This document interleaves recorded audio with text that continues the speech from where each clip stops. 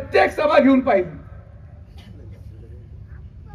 जिल्ह्याचे नेते आले, राज्याचे नेते आले, देशाचे नेते आले, म्हणजे आज जे आले ते.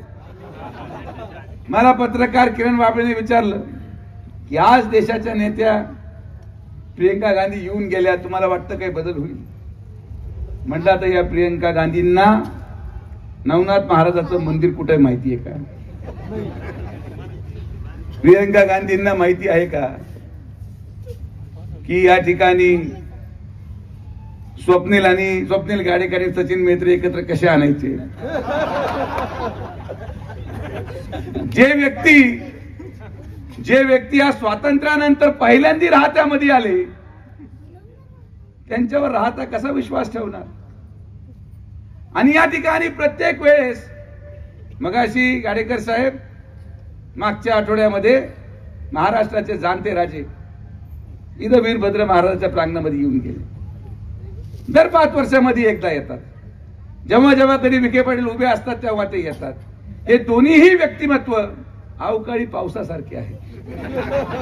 आणि अवकाळी पाऊस हा शेतकऱ्यांसाठी सगळ्यात नुकसान देणारी गोष्ट असते. म्हणून अवकाळीच्या भरोशावर आपण आपली शेती करणार नाही. जो सातत्य ठेवतो, जो लोकांसाठी अविरतपणे काम करतो, त्याच्या मागे जनता उभी राहते.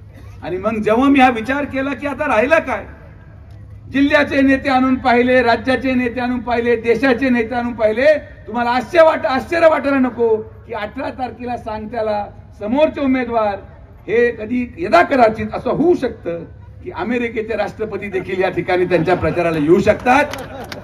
जेवढा प्रचार ते आपल्या इथं करतायत तेवढ्या माझ्या पुढची गर्दी वाढतच चालली. मला काय गणितच कळाना काय गडबड.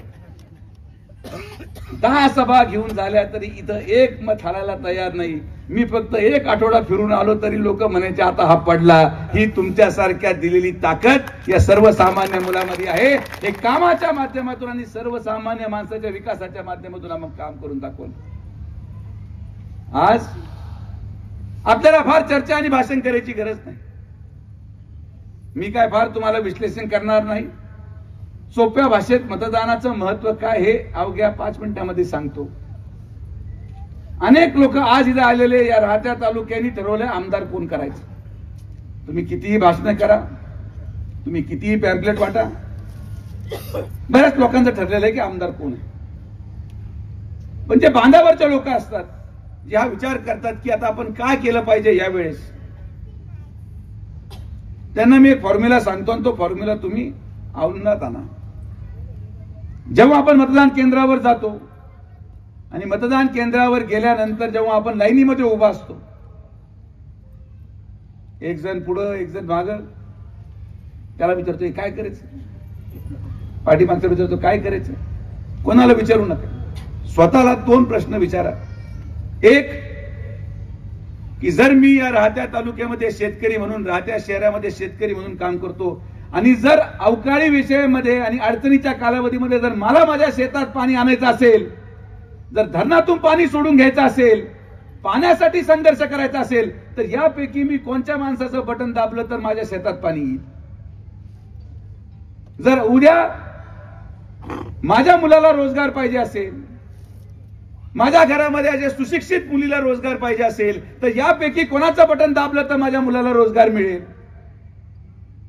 तिसरा प्रश्न हा विचारा की आज 15 पासून तर माझी मुलगी 11वीला आहे आणि तिला औषध घेण्यासाठी रात्री 11 वाजता त्या 15 पासून तर राहत्या शहरामध्ये येऊन औषध घेऊन सुरक्षित परत घरात पोहोचायचं असेल, तर यापैकी कोणाचं बटन दाबलं तर माझी मुलगी सुरक्षित घरी पोहोचेल. हा प्रश्न तुम्ही जेव्हा स्वतःला उत्तर द्याल, जे चित्र तुमच्या मनामध्ये येईल, ज्या माणसाचा चेहरा तुमच्या मनामध्ये येईल, त्याला बटन दाबून टाका. फार जास्त विश्लेषण, फार जास्त कुरघोड्याचं राजकारण, फार जास्त गावगुंड्या हे सगळं करू नका. यांनी कोणाचं भलं होत नाही. चुका आमच्या आहेत, मी मान्य करतो. कोणी माणूस 100% काम करू शकत नाही. पण आपण आज या ठिकाणी एवढे काम करून आपल्या पुढे आज मत मागण्यासाठी आलेलो आहोत. MIDC असेल, आपण पुस्तिका छापली. मी मान्य करतो की सर्वसामान्य माणसाला आमच्यापर्यंत पोहोचून दिलं जात नव्हतं. मी मान्य करतो की आम्ही आल्यानंतर ठराविक 10 लोकांच्या पलीकडे जनसामान्य माणूस आम्हाला पाहू शकत नव्हता, पण आज ते बंधन सुजय विखे तोडतो. मी यापुढे राहत्यामध्ये आल्यानंतर माझ्या भोवती कोणीही थांबणार नाही, फक्त तुम्ही आणि मी एवढंच आपलं राहणं हा शब्द तुम्हाला देतो. यापुढं आपण या सगळ्या नेते मंडळीला मी सांगितलेलं आहे की जो मी आल्या ज्याच्या भागामध्ये आलो नसेल आणि तो जर दिसला तर त्याचं तिकीट कट.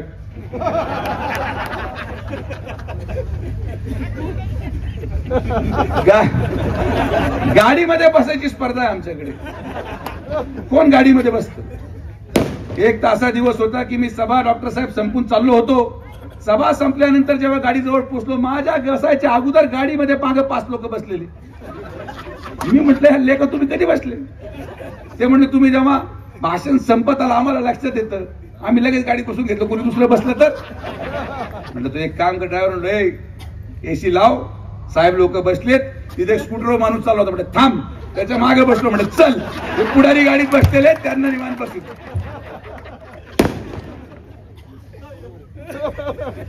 लोकांना प्रश्न मांडायचा असेल, आणि हे आमच्या साहेबांचा एक मोठा दोष आहे. साहेब जेव्हा गावाच्या मिटिंगला जातात, एखाद्या वॉर्डात जातात, तर लोक एकदम पूर्ण चार्ज होते की आज तर साहेबांना सांगितलं की हा माणूस किती त्रास देतो तुमचा आम्हाला. कोणी असो, तो इथं असू पण शकतो आणि इथं नाही पण आहे. कशाला कोणाचं नाव घेऊन आपलं 5 मतं कमी करायचं जाऊ दे म्हणून, कारण की त्यांच्या मागे 5च मतं असतात. तेवढं आज आपण साहेबांना सांगायचं की साहेब या माणसाचा किती त्रास आहे. आपण साहेबांना सांगू, साहेबांनी काय सांगून ठेवलंय, काळजी जे बोलायचं मोकळं बोला. मग गाडी येते, थांबते, मग आपले सगळे कार्यकर्ते एकदम चार्ज होऊन बुके घेऊन उभे असतात. साहेब आल्यावर पहिला दरवाजा उघडतो, साहेब उतरतात, आणि मागचा दरवाजा उघडल्यानंतर ज्याच्याबद्दल बोलायचं तो गाडी खालून उतरतो. लोक म्हणतात याच्याबद्दल बोलत हाच गाडीत बसलेला, आपलं काय गायचं. आणि मग जेव्हा मीटिंग सुरू होते, साहेब विचारतात सांगा तुमचा प्रश्न. लोक म्हणतात साहेब काहीच प्रश्न नाही, सगळं पॅक आहे इथं, काय अडचण नाही, आपण 100% पुढा. मला कोणी माझ्या गाडीमध्ये बसण्याला विरोध नाहीये. मी माझी गाडी इथं महिनाभर सोडून देतो. डॉक्टर साहेब तुमची जबाबदारी आहे. वॉर्ड नंबर 1 पासून चालू करायचं, सकाळ ते संध्याकाळ लाईन लावून 1 फेरी 2 फेरी 10 लोक बसवा. ते गाडीचा मोह मला नाही हो. हे सगळे पैशाचा मोह सोडून मी फार लांब मागे गेलेलो आहे. तुमच्या सगळ्यांच्या आशीर्वादाने एवढं सगळं मिळालं, एवढं ऐश्वर्य संपन्न माणूस आहे मी.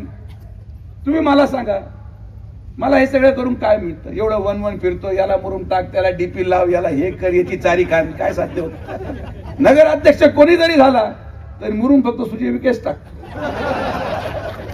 आमचे लोक पदासाठी भांडतात, आणि नगराध्यक्ष कोणी जरी झाला तरी डीपी आणि पोल शिफ्ट कर सुजय विखेच करतो. अरे मग कशाला पद घेता बाबांना? तुम्ही सगळे थांबून घ्या. मी ज्यावेळेस जनतेतून नगराध्यक्ष पदाला उभा राहतो, काय व्हायचं? मजा केलं बरं का. तुम्ही माझा कार्यक्रम लावा, तुम्ही भांडत बसा. तुम्हाला काय त्याला उभं राहा, एकामेकाला पाडा, कोणालाही बसवा घोड्यावर, काही अडचण नाही. मूलभूत प्रश्न हो, कोणीच प्रश्न नाही मांडला. आमचे नेते काय प्रश्न मांडतात? साहेब तो फुटला बरं का त्या वस्तीवर, साहेब हा तुमच्याबद्दल असं बोलत होता, साहेब रात्री त्यांची मीटिंग झाली. ठीक आहे म्हटलं, रात्री त्यांची गुप्त मीटिंग झाली इथपर्यंत ठीक होत, पण तू त्या मीटिंगला काय करायला गेला होता ते पहिलं सांग.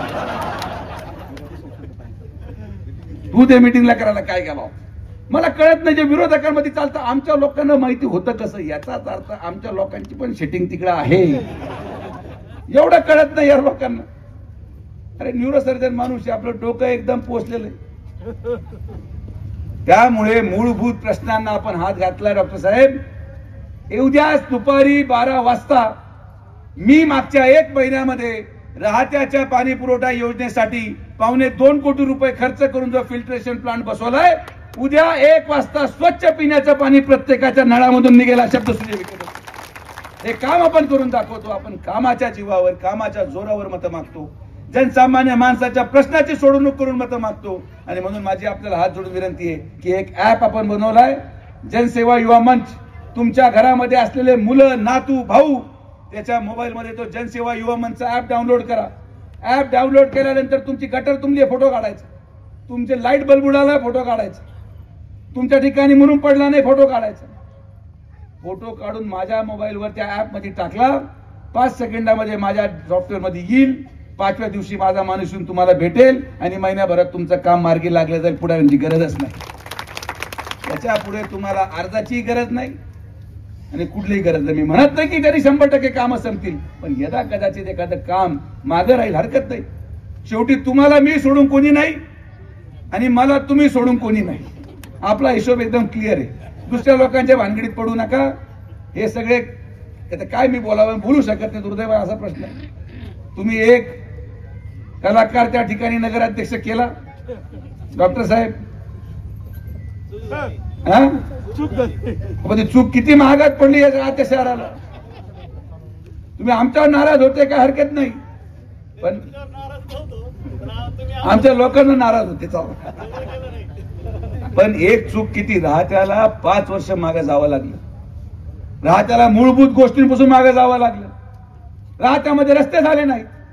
जे राहत्याचं स्वप्न आपण त्या ठिकाणी पाहिलं तो राहता आपण भरू शकलो नाही. आणि म्हणून माझी आपल्याला हात जोडून विनंती की नाराज राहू नका, मनात घुसमट ठेवू नका. जे बोलायचं तोंडावर बोला, भांडून बोला. ज्या दिवशी आमचे लोक आमच्याशी भांडतील कामासाठी, त्या दिवशी आम्हालाही वाटेल की तुमचा आमच्यावर हक्क, ही भावना तुम्ही निर्माण करायला हवी, आम्ही नाही. अरे बिंदास शर्ट पकडून बोला, हे काम झालं पाहिजे दादा. तुमचा अधिकार तेवढा आहे. तुमच्यामुळे आम्ही इथं आहोत, आमच्यामुळे तुम्ही नाही. तुमचा अधिकार हा वापरायला शिका, नाहीतर जी घुसमट तुम्ही मनामध्ये दाबून ठेवतात. लोक अगोदर मोकळे झाले पाहिजे 5 वर्षामध्ये. ते 5 वर्ष साठून ठेवतात आणि मतदान केंद्रावर जाऊन मोकळे होतात आणि मग त्याचा परिणाम त्यांनाच होतो. तुमच्या मनामध्ये असलेला राग आणि वेदनेचा परिणाम तुमच्या मुलांना भोगावा लागतो. हे मुद्दा म्हणून तुम्हाला सांगतो. तुम्ही मनसोक्तपणे बोलत जाऊ, घाबरत नका जाऊ. हे भाषणामध्ये फक्त दहशत आहे. 2 मिनिटं थांब. अरे बाबा 2 मिनिटं, तुला नाही संधी दिली बाबा, तू सकाळी बोल, तू रात्रीचं नको बोल. तर